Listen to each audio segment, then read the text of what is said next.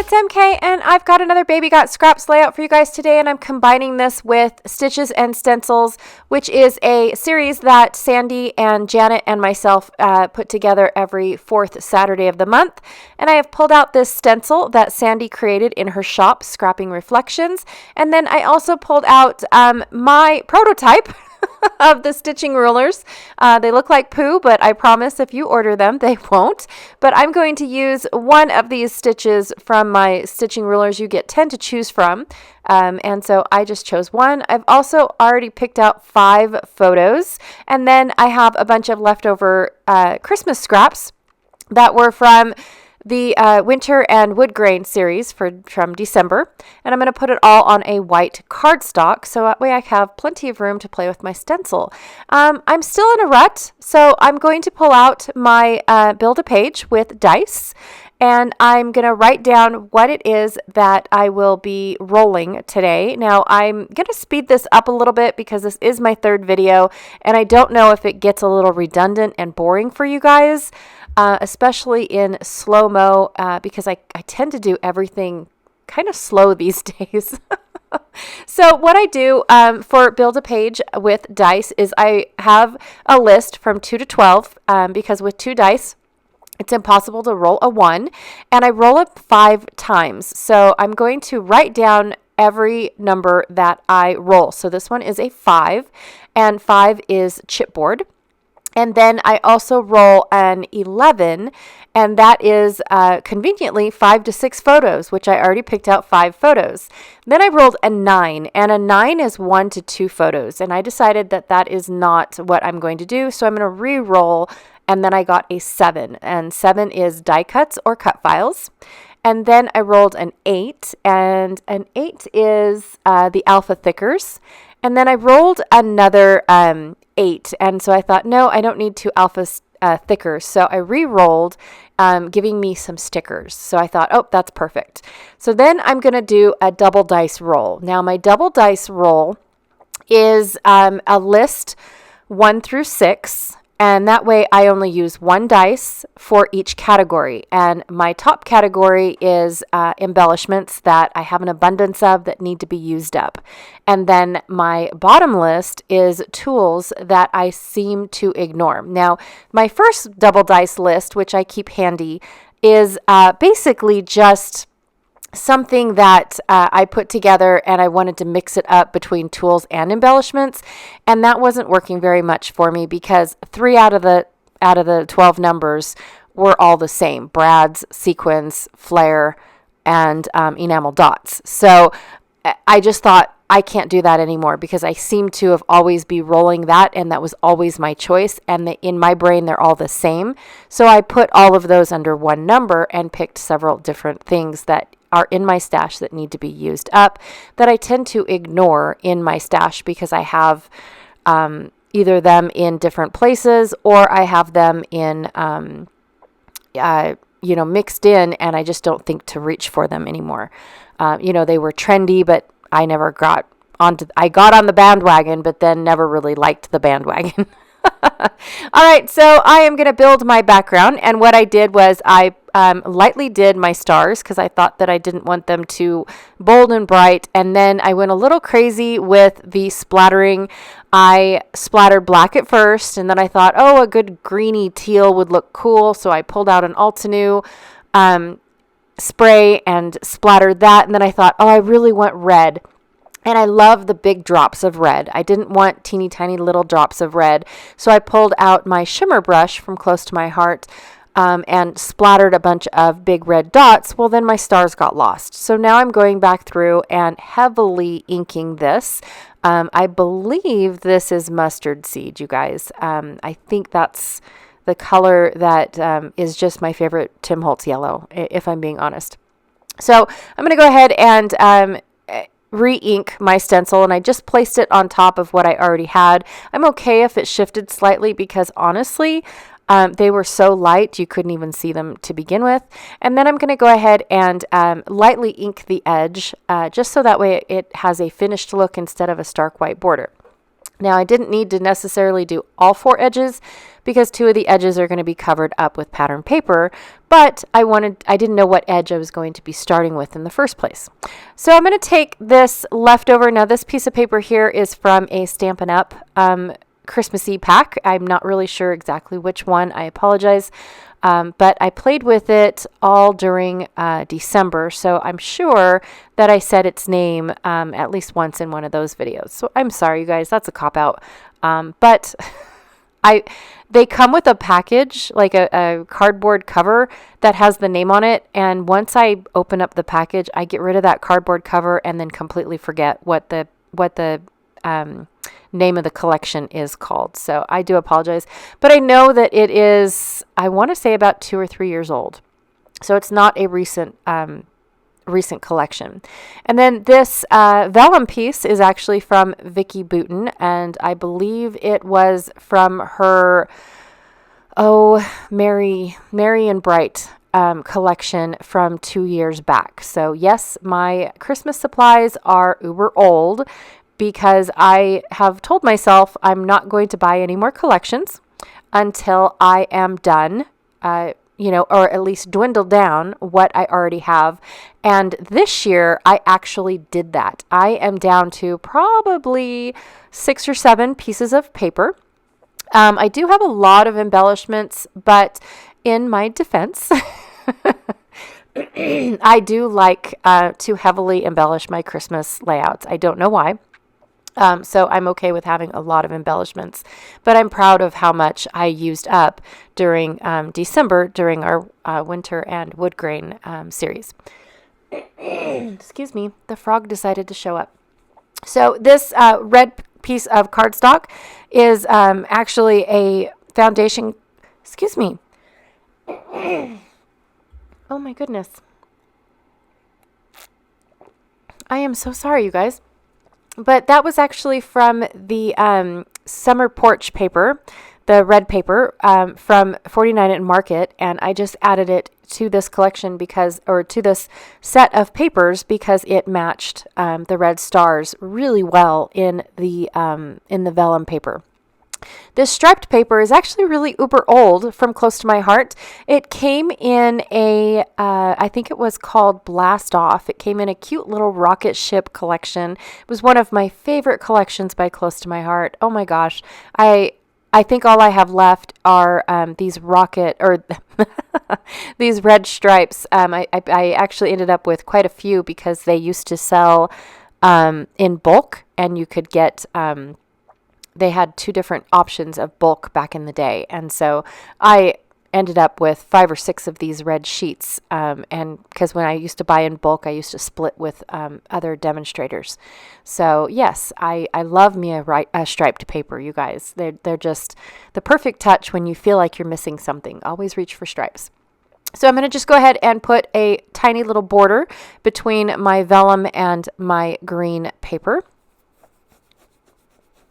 Now, I didn't need to, I didn't think about this when I was cutting, but I definitely didn't need to slice off 4 pieces of this striped paper. I could have used just the 3 pieces, but I wasn't thinking at the time, so I went ahead and I cut off 4 1/4-inch pieces, and it's a slightly longer than 8 inches because it didn't quite fit into my guillotine trimmer, my small one.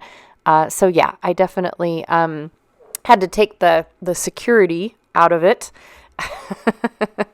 And then there was a little 1/4-inch that I had to cut out with my scissors. So, and then I'm just using my fingernails to rough up the edges just a little bit to give it a little bit of characteristic so it's not so flat. Everything else is ripped and torn and all that from a previous project. And so I thought, well, having a straight edge somewhere would kind of look a little weird. I am gluing it straight to the vellum piece, and then I'm going to run a little bead of glue in the corners because I did not get to glue my vellum down except for behind the darker stars. So it's only tacked down. And I wanted to make sure that it was glued and secured really, really well. So I'm going to just add a little bit of glue in the corners.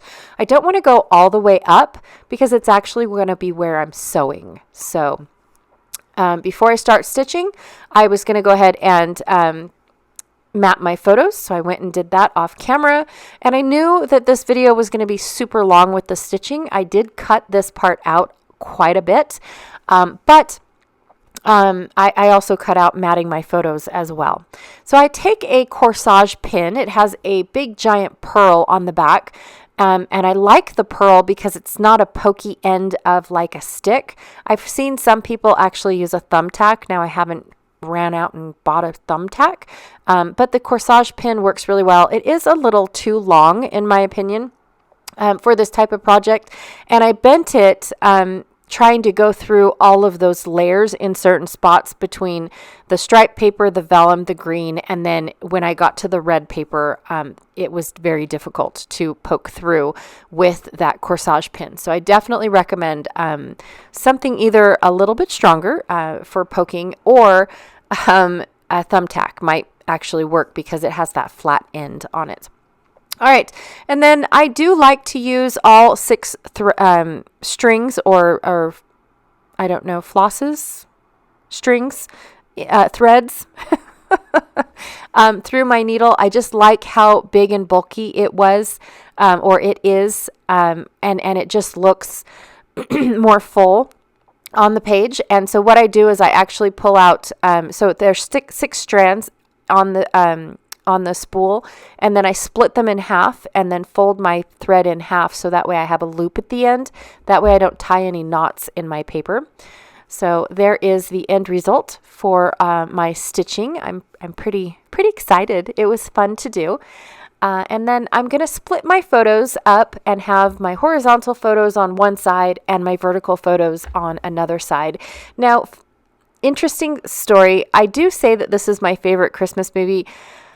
Any movie that I get to watch with all 5 of my kids, and I know I only have 4 in the picture, but any movie I get to watch with all 5 of my kids is my favorite movie. So just trying to be honest with you guys. And for this particular one, because it was a very short movie, I think it's only, I want to say 20 minutes long, maybe even a little longer than that.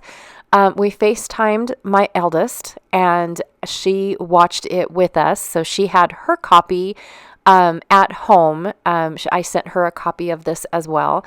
So that way we opened it together, and then we actually watched it together. So that was super fun. This was actually our Christmas Eve movie that we did together. And we don't get to do this very often because sometimes she has to work on Christmas Eve. And so it's not an all the time thing. And when I do get to do it, I want to document it. And so, of course, I wanted to use the title Favorite Things, but I don't end up using that title. I really wanted it to say something else. I had it in my brain, and I'm going to use that alpha set in red to give me the title I really wanted. But I was testing Favorite Things to see if that was something that I wanted, trying it out basically. It's like trying shoes on to see if those are the shoes you're going to get or not.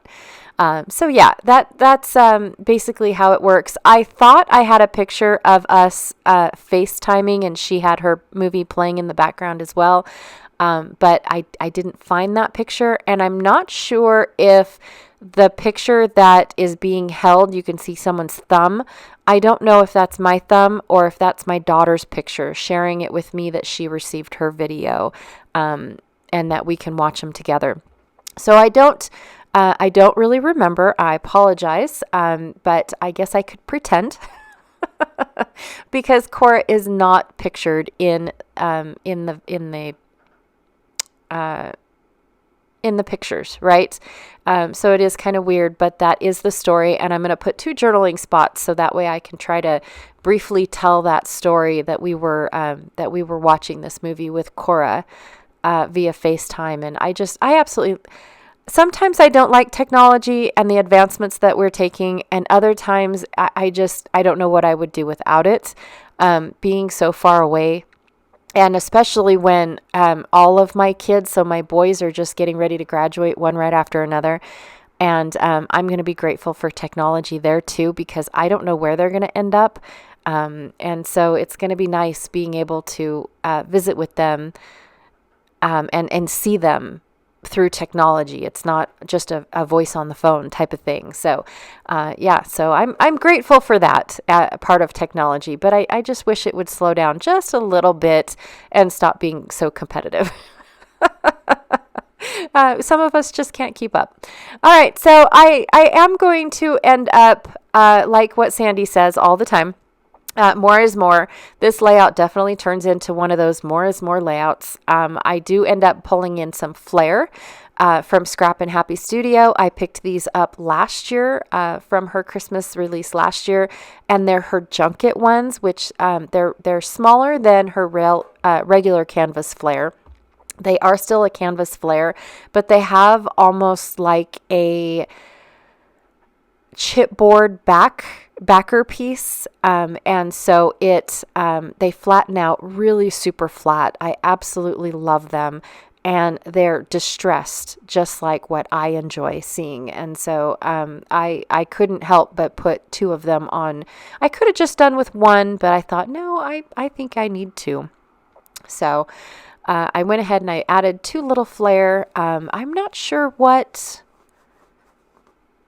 I know that wasn't what. Oh, Tiny Words was what my double dice roll was. And because I was already using a tool, actually I used 2. I used stencils and stitching. So I did not, and I rolled 6s, which is weird. So I definitely just picked the Tiny Words because I was already using tools on my layout. So anyways, and the Tiny Words that I picked out were a couple of the smaller sticker words from the Simple Stories Christmas collection. And one says Christmas movies. The other one says December days. And then Precious Moments, I think is what the other one says. So I did have to glue down all of my letters individually, only because of the fact that it was a lot of, I don't want to say it was bulky media, but it was a lot of media, and sometimes the ink, the thickers don't like to stick to the ink. And I don't know if it's just the application of the ink being distressed inks or not. I'm not sure. I've never really tested other inks for that theory, but for some reason it just does not like to stick. And because we're talking about movies, I thought it would be appropriate to add some tickets. Not that we went to the movies, but anytime that I think about movies, I think about tickets. And I tried to stick this one underneath all of my layers, and then I remembered that I stitched. So that did not happen. And I did have to cut down some of the ticket so it would tuck in and not cover up my title too much. And again, I like all of the distressing. I like the layered look that it adds. I like distressing my tiny words. I just feel like it gives them a little bit more than just, I'm a sticker. I was stuck right here. I just feel like it adds to the layout and the distressiness of the layout. And like I said, I just kept adding more is more is more is more. And I finally decided, I think this is good. I think I've got it. I don't think I need to add any more, but I got my chipboard on there. I got my stickers, my alphas. And then I think, it was 5 to 6 photos. I got my 5 to 6 photos on there. And I cannot remember what the other one is now that I'm thinking about it. I apologize, you guys. I can't remember what my other number was for the dice roll. So anyways, there are the close-ups, and you can see the stitching and the stenciling. I really had fun, and I didn't feel like I needed to think a lot. I enjoyed that the dice picked everything for me, even though it's probably what I was going to pick out anyways. It just gave me that edge. All right, you guys, so don't forget to check out Sandy's video channel. She is State Goddess here on YouTube, as well as Janet Fritz. She is Galaxy Girl Creations here on YouTube as well. And then the playlist for Baby Got Scraps, and those that are playing along, they probably played along all month long. But anyways, that is my layout for today. Thank you so much for hanging out with me. I truly appreciate it. And I'll check you guys all later. Bye.